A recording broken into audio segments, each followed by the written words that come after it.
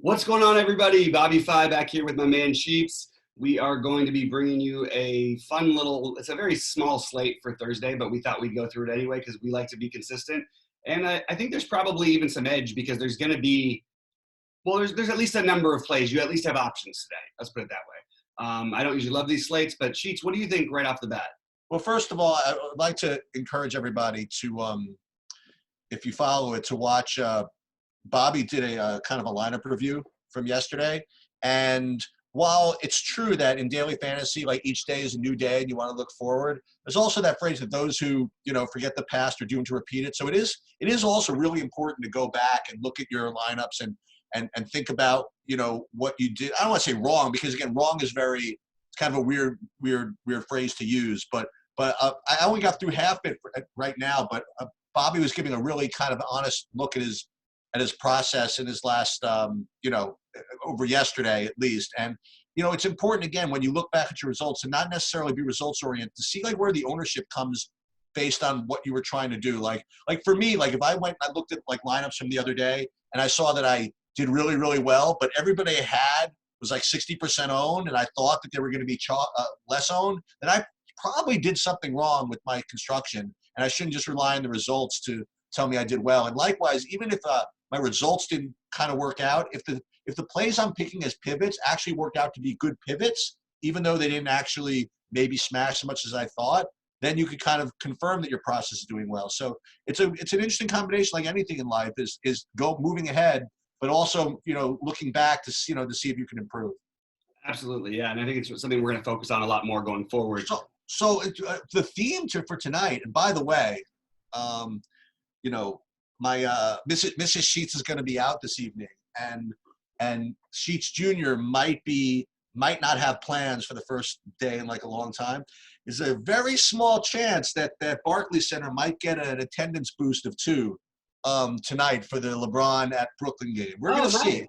We are going to see. That could be fun. I just have to make sure. I got to check, see my results from last night, because I think if I didn't win like the big tournament on Draftkings, I won't be able to afford tickets tonight for that game. So we'll have to see. We'll have to see how that goes. I'll probably end up not going, but I'm threatening to go. Let's put it that way. So interestingly, the theme of tonight, if we can get back to it, there are 2 real marquee matchups in those last 2 games. You get a LeBron versus Kyrie show, and then you get a Luka versus Lillard show. With this could be and every those 2 games are kind of on islands with one another. Those are some pretty good basketball tonight. Yeah, I'm gonna have to try and make the argument throughout this show of why Lillard is fadeable, and I'm trying to figure out myself. Okay, well let's get after it. So the first game for me is very, very interesting because not to tout. Not what's that? Oh, let's pull up your screen real quick. Oh, sorry about that. No problem. So now not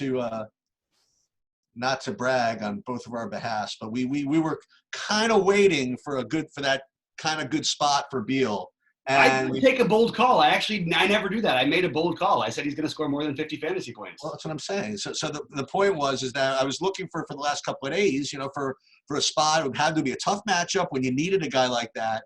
And, Bobby, he's more of a crystal ball than I do. Like, I thought it'd probably be a good probability play. Bobby's come right and said he's getting 50, so, hey, that's why Bobby's Bobby and Sheets is Sheets. But not only that, but I don't want to hear about that it went to overtime because if I'm not mistaken, I think he had 50 in regulation, right? Yeah, he had 51.75 in regulation. And and here's the problem. The problem is he was so interested in the narrative of making BobbyFi's call right that I think he might have hurt himself. I have no injury designation here, but just watching the game, he barely could walk at the end of that game. And, coming off an overtime game, back-to-back against, you know what I mean? Like I would not be the slightest bit surprised if A, he didn't play, or B, better, he did play, and I probably wouldn't take a share. So we'll talk about that. So presuming that he plays, last night I played both Beal and Bertans, so I would, if anybody, I might go back to Bertans tonight. But aside from that, if Beal plays, I'm not gonna do it. Again, you have less of a of an aversion to back-to-backs than I do, as does most of DFS. Most of DFS doesn't really care that much about stuff like that. But I know what I saw, and I'm just not doing it. I care. I just don't care when they're mispriced. And I got you. You know what I mean? Like if he was 8.5, I would definitely be. And the problem, what the argument against playing him tonight is going to be, the ownership is going to be probably absurd. Assuming on Beal. Yeah, because people are just going to have that safe and warm feeling that he got it back. Okay. That's my initial take, but look, I could end up being wrong. There's a lot of things that, as we know from yesterday, might come in the last hour. Well, and look, and the fact of the matter is, it's only 3-game slate, so everybody's going to be owned somewhat. Yeah. And I mean, you got freaking Kyrie and Lillard and Luka and LeBron is guard eligible too. You know what I mean? So yeah, so it's not so easy to just say that to make Beal the most popular player. Fair enough. I guess maybe I was thinking a little bit also on FanDuel as a. Oh, okay. But yeah, you're right. As far as DraftKings goes, that's a good point. I don't feel like he's like, one thing I like. Well, the one thing about him that's different though is he does have the small forward eligibility on DraftKings. Oh, that's right. I forgot about that. That's huge. And by the way, that's where he was in my main lineup on DraftKings until my last swaps, which was unfortunate. I think I had. You know where I think I had him? I think I had him in my straight forward slot somehow. I think I had someone else in the small forward. I think I had him in the actual straight forward. Maybe I put was Bertans. Is he small forward eligible? Maybe I put him in. I don't know. Yeah. I'm not sure. Anyway, on the Cleveland side, Kevin Love would be my favorite, and then Sexton. Again, I'll ask you again whether you like Garland more than Sexton. It seems to be a common question I'm asking you nowadays.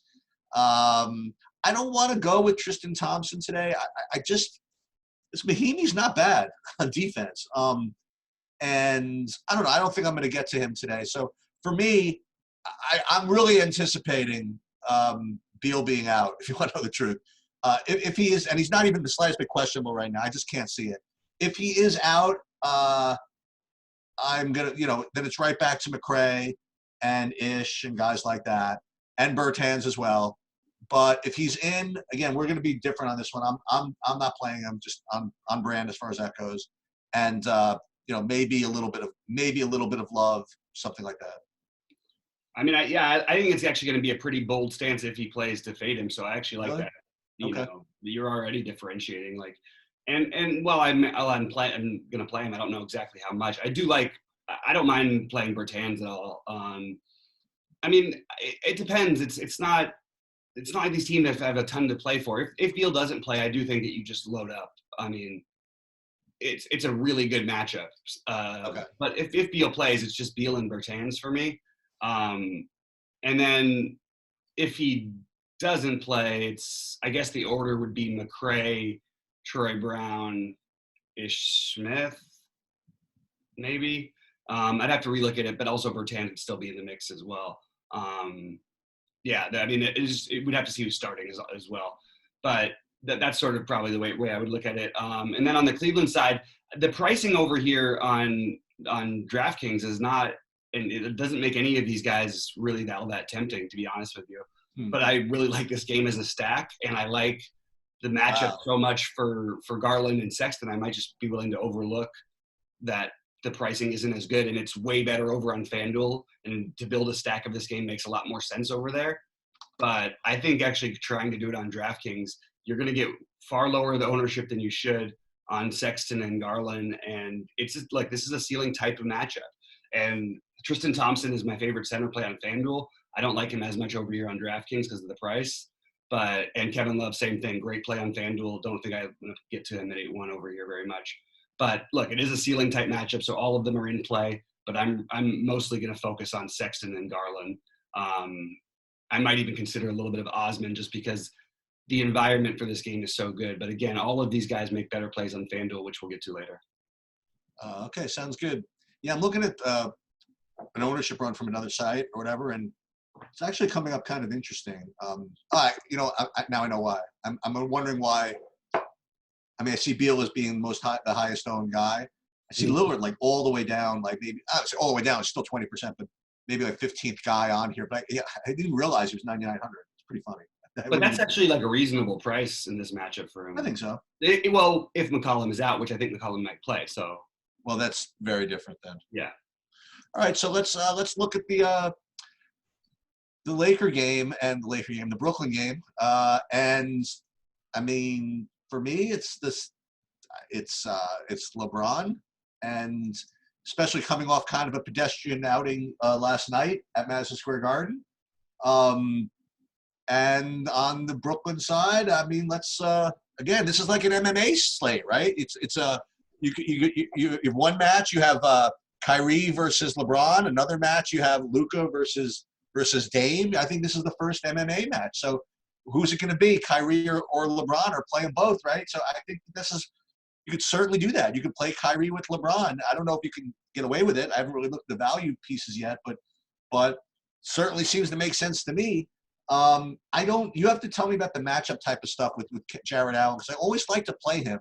And I always like to play him with the Brooklyn point guard. I don't know how good the Lakers are defensively. And Jared Allen doesn't really do well against teams that are good defensively. Let's put it that way. They're excellent defensively down low. Yeah, so maybe that isn't going to be the way I go, but I'll certainly take a shot. I mean, I'll play Kyrie. I'll play him at home. I'll play him against the Lakers. I mean, this is Kyrie versus LeBron. This is awesome, man. This is NBA. This is gonna be a great game to watch, and I hope I go, and I hope I don't just play these guys because I'm going to the game. But I think I would play them anyway. I think I'd play LeBron. I would play Kyrie and figure out the rest maybe. Yeah, I think the price on LeBron is extremely reasonable at 10-4. I think that Kyrie is the better. I think he's an awesome play. I think he's the better play. I'm trying to figure out why Meansy has Jared Allen as his only core play at the moment. I know it's early, but I understand that they'll need size, but if we assume DeAndre Jordan's out, I think Jared Allen is a great play, just because the minutes with the Lakers' size that he'll have to play, you might see him play 35 minutes, or at least until he fouls out, because they don't have any size to match up when the Lakers are just monstrous as a team between Howard, Davis, and McGee. So I would think that Jared Allen would be a great play if Jordan's out. Right now, we haven't projected as in, but I don't know. I'll take a look later in the day, because if Jordan's out, I would definitely have a lot more interest in Jared Allen. I really just like LeBron and Kyrie. Other than that, for the most part, I think you can play Taurean Prince as just a piece. I also think you could try and take a shot on LeVert. I really don't mind either of those guys, actually. And I think that they're going to come in on the lower ownership side. You're going to look for little places to differentiate tonight. So they might be two interesting plays at the small forward spot, small/power forward spot in Prince's case, that you might be able to save on with. There's definitely upside for them at these prices. You want to try something? Okay, on a 3-game slate. So if Meansy is tagging him as the only core play, I presume that means he's going to get some ownership. It's just kind of the way life works, right?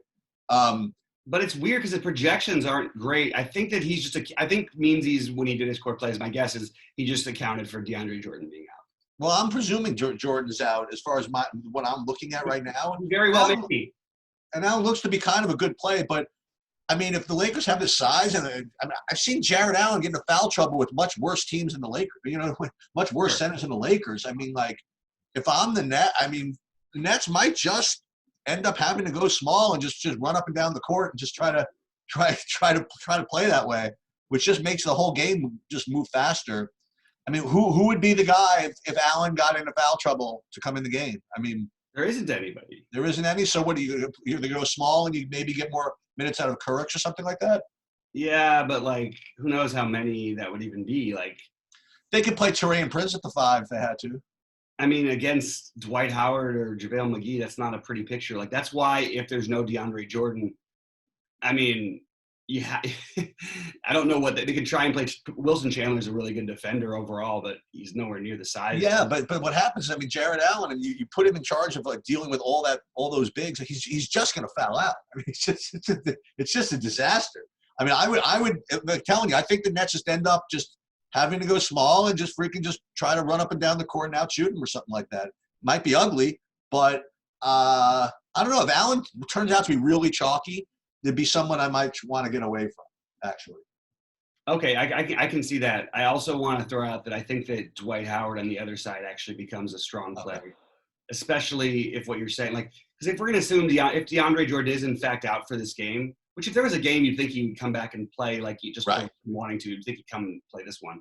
But I would imagine that if they are going to foul him out, or even in the minutes that he's not going to be on the court, and even when he's on the court, like these guys should dominate.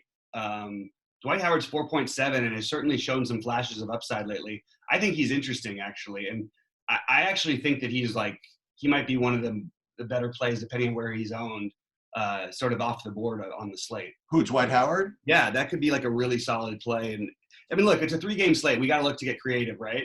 So well, you could also, if DeAndre Jordan plays, what's wrong with playing DeAndre Jordan? I like that idea at 4K, okay. But I just don't know what the minutes will be if he plays. But yes, I think that's definitely an interesting way to go. I still like Jared Allen, but if there's no DeAndre Jordan, but I certainly understand your argument. I think it's a good one. If I'm going to go that angle, I may as well take the Laker bigs who are going to feast down low then. Well, let me ask you this. So if you have like a bum knee or like a bum ankle or like a bad back or whatever it is, and then you try to give it a go, they might limit your minutes. I just have this feeling that if DeAndre Jordan plays, he's got like a finger. They'll either tape up his finger and just let him roll or just not. You know what I mean? I don't know if that type of injury is one that's going to result in like a minutes limit. You know, like I think that if he's okay to play, he's okay to play, as opposed to something like legs or knees or something like that, where you don't want to give it kind of like that extra pain and aggravation. I don't know. Maybe I'm just overthinking it. No, I mean, look, part of playing smart on a small slate is overthinking. You want to overthink because you have to try and find whatever angle you can. Like one other one would be Davis being limited tonight, by the way, which also would give him more credit, more of upside to Howard. Davis coming off of the injury after playing 30 minutes for the first game he didn't have a restriction on, you'd think on a back-to-back he would at least be somewhat limited to around 30 minutes or so, maybe even less, or maybe, who knows, maybe he ends up sitting out. This point spread makes me think that maybe he will. Like, doesn't it seem like the Lakers should be more – oh, wait, what just happened? How did that really just happen? I've got two different screens right now. And I've got the Lakers as a 2.5-point favorite on one screen and a 6.5-point favorite on the other screen. The one that I have is at 5. So what is going on? And what's weird is that like it's on the DK. Okay, now it's switched to 5.5. Okay, they're all 5.5. I was like, what was going on with the spread? Because I had 115.5 to 113, and I'm going, why are the Lakers only 2.5-point favorites in this game? They should easily be 5 to 6. Even on the road here, so that makes more sense to me. Because that was the only thing. Let me ask you this: if Jared Allen gets into foul trouble, or even if he doesn't, I mean, are we either overthinking it more? I mean, is Anthony Davis a good play or no? No, Anthony Davis is a good play. The problem is I don't know what the minutes are going to be on the back-to-back. I don't want to speculate. We don't know. I mean, certainly we don't know. Well, we don't know, but like, why would we assume that it would be higher than it was on the front of a back-to-back after the injury? Yeah, I guess. And then also, like, he's going to be pretty high owned. I don't think if he was going to be off the board, I would definitely take a shot. Fair enough. I don't think he is. All right, and I'm not going to go into these secondary Laker guys. And I think we've analyzed this one kind of to death. So I think in general, are you going to go back to that Joe Harris business or no? Well, that was partly because Kyrie was out. Right. But because we need value on this slate, I might throw him into something. I could make an argument, though, that maybe you want to take a shot on Danny Green on the other side, hope that his minutes go up a little bit, something like that. Maybe Kyle Kuzma. Maybe that would be another way of getting off of, not chalk, because, it is going to be a little chalkier than it should be. Or even, like, go up to LeVert. Like, I just feel like I like other plays a little bit better than him, but he is one of the few values we have on Draftkings. I'm curious. So if it's 7:45 after the Washington-Cleveland game locks, and they announce that AD is out, what happens? So everybody plays LeBron, and then I'm just kind of trying to look ahead to the Dallas-Portland game. You know what I mean? To see where people are going to spend their money. You know. All right. Again, it's interesting. It is because people are gonna. I don't think people are going to play Luka that much over here on. I mean, they'll play him like crazy on FanDuel, but I don't think he's going to be that high owned on DraftKings. All right. Well, may as well let's go ahead to that game and let's see if we can figure out what to do in the slate, right? So, all right. So Luka, 12-3. Again, these projections could change, it gets whatever. And like you said, he just does, looks to be just kind of, he looks to be expensive. Let's put it that way. And he looks to be a tough guy to get in on a day with not that much value right now. So I would much rather play LeBron than Luka, as I'm sure everybody else will, I guess, also. So I don't know. So Luka again on DraftKings is not going to be a priority of mine. Again, look, is a 3-game slate, so if you want to play him, it's fine by me. Anybody else on Dallas? So Hardaway? No. No. No. No. Okay, so we have to talk about him every night now, right? So we have to talk about Bojan literally every single night. Boban. Every night. We laugh, and every day he gets there. So, they priced him up like a champion at 3,900. 3-game slate. I don't know. If we're gonna have low ownership, I'll jump all over it. He can't be low owned. He's low game log. She gets 30 every freaking game, and it's a 3-game slate. And there's no value. How are they not playing him? I'm more interested in Kleber myself. Okay. And I think Kleber will actually have a little bit of ownership, but I wish it's hard because people are going to play some Kleber because they're going to see the Powell being out thing. But the truth is that Kleber was benefiting when Porzingis was out too. So he sort of already played in this situation, which is even better for him because obviously Powell is lower usage than Porzingis. So I actually would prefer Kleber here if, Porzingis was still out. But I still think he's interesting on this. Hold on. What am I talking about? So I was talking about the Lakers and all this stuff, like assuming there's no value. This Portland team is just chock full of it again. You can do whatever you want, right? On Portland, look, the top guys look to be really strong plays, Whiteside and Lillard still. But wait, you're counting on McCollum being out, though. I am. So that's what we have to figure out. And right. Also, go ahead. So let's think about that. So what does it say, first of all? Questionable, ankle. He went through offensive and defensive drills by himself. Clear up closer to tip off. All right. It sounds to me like he's going to play, but.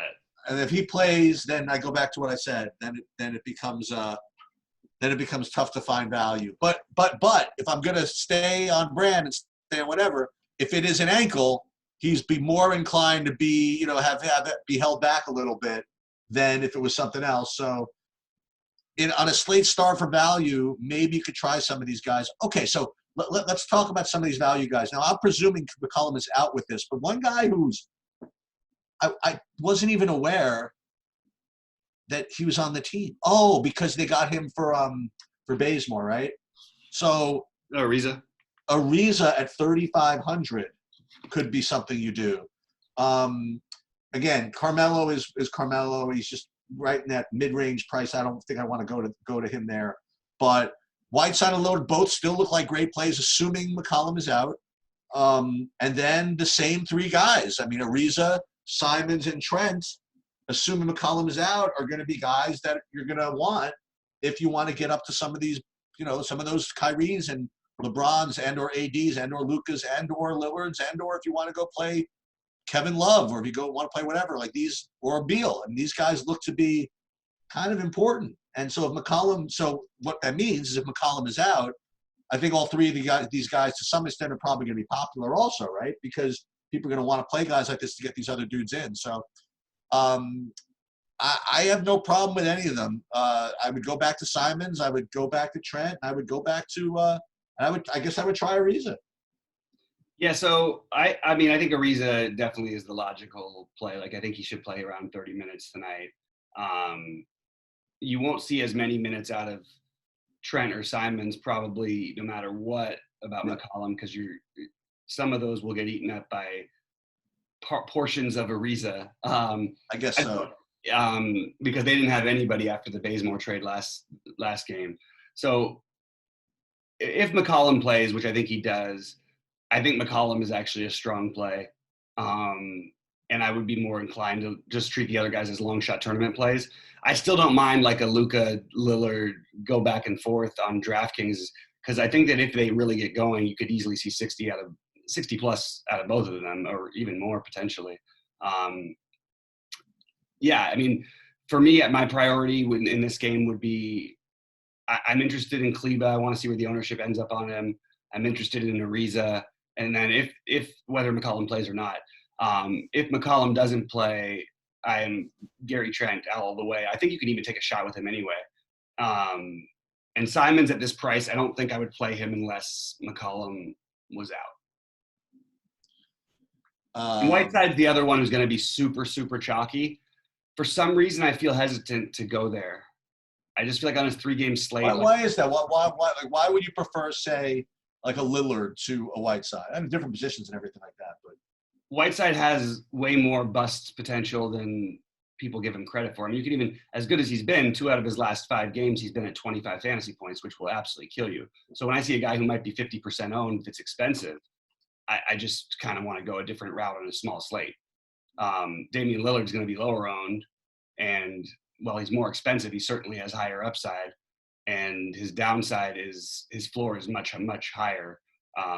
It's pretty rare that he's going to get you below 40 ever, whereas Whiteside certainly could get you in the 20s, like depending on how the so we could actually think about this for a second. So Whiteside in the last game against Dallas, he was 9 for 10 from the field with 18 rebounds, and he had like 57 fantasy points. The reason why I bring it up is, so I was trying to figure out whether they might be inclined to play Boban in this spot. So let's just go back and see if he played in that game. So he did not play in that last game against Portland. He may have to play tonight. Well, what's different about Dallas today as it was then? I mean, was Powell not out then? Powell was out. Powell just got hurt. Yeah, so let's just make sure of that. So Porzingis was out. So let's just see. So yeah, he did play. Powell played. So yeah, Powell is out for this. That's the difference between that game and this game, is Powell being out for this game.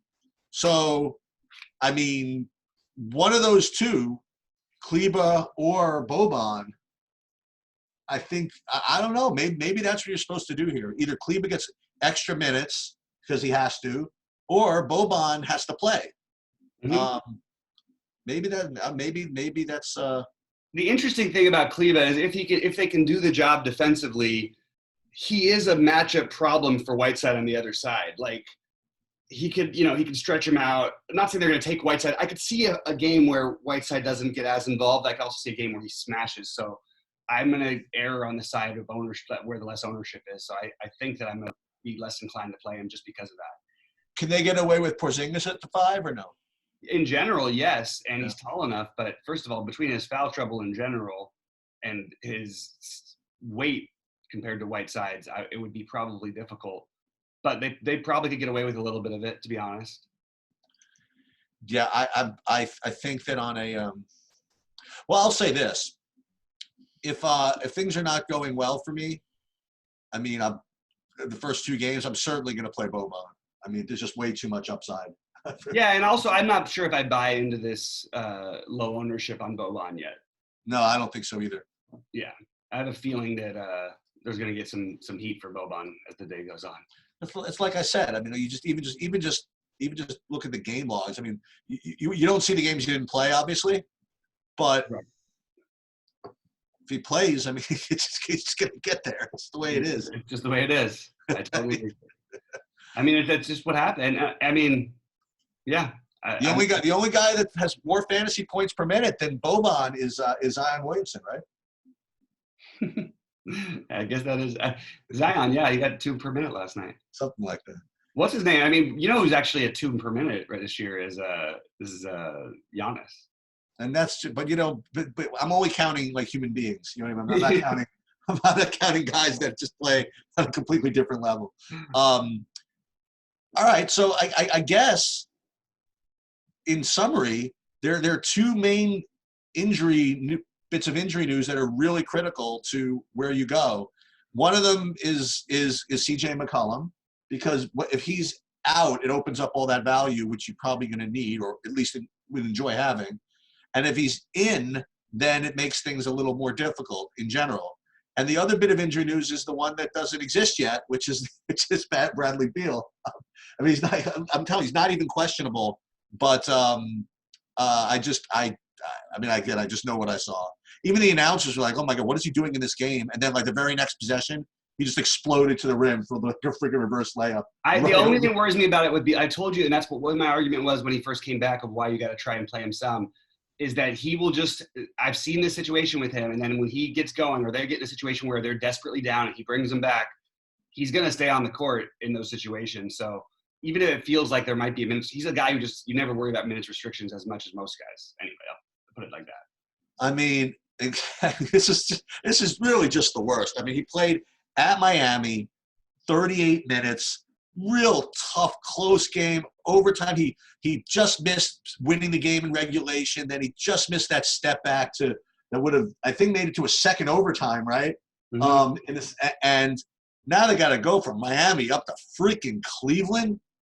There's no freaking way. I mean, if I'm Beal, I'm not playing. Let's just put it that way. I'm not playing if I'm him. And if he plays this game, if he's the chalk, good luck to you. I mean, I certainly get your point of view on this one. I understand everything in principle. You know what, like from a game theory perspective, where you're coming from is actually so much more right, but it's just hard for me to knowing the player. But I don't know. I don't know where I'm going to end up on that one, to be honest with you. Knowing the player, not only that, but it's a 230 total and a close spread, and the Cleveland's defense is just the worst. It's perfect. I feel you. Yeah. I mean, it's one of those things where he would be at like 90% owned on any other slit, and rightfully so. I would have him everywhere. But if it's not, if the back-to-back does give me and the ownership for what it is, there's enough reason to be paused.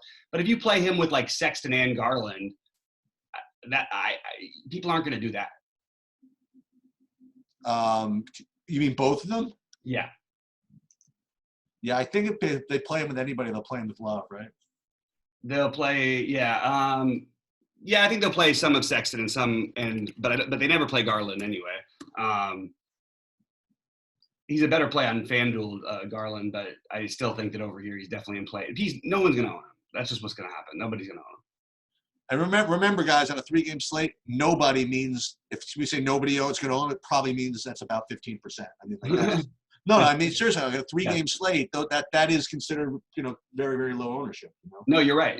Although I'm actually looking at it now, and I'm wondering where it's actually, I'm curious to see where it'll end up, because it feels very much like it'll just go to this concentrated group of studs. There's just no value. So that's what we're going to have to wait to see. That's why I think Boban is going to end up getting ownership. But you know what? It also it gets driven by CJ McCollum. And what's going to be interesting is this game is not until 10:30. So you're going to have to make these Bradley Beal Cleveland decisions probably before you know about McCollum. And you very well might have to make your Laker Brooklyn decisions before you know about McCollum also. And what that means is that, what would be nice is if one of these kind of sort of value guys would be kind of okay if McCollum played, but just a smash if he didn't, that you could just kind of play him. Right. Yeah. I just don't know which one that is. I think it would be Trent personally, like just because of his price, like it makes him sort of safe anyway. Right. Anyway. Right. But Simon's too, like if you want to take that speculative angle, he just costs a little bit more.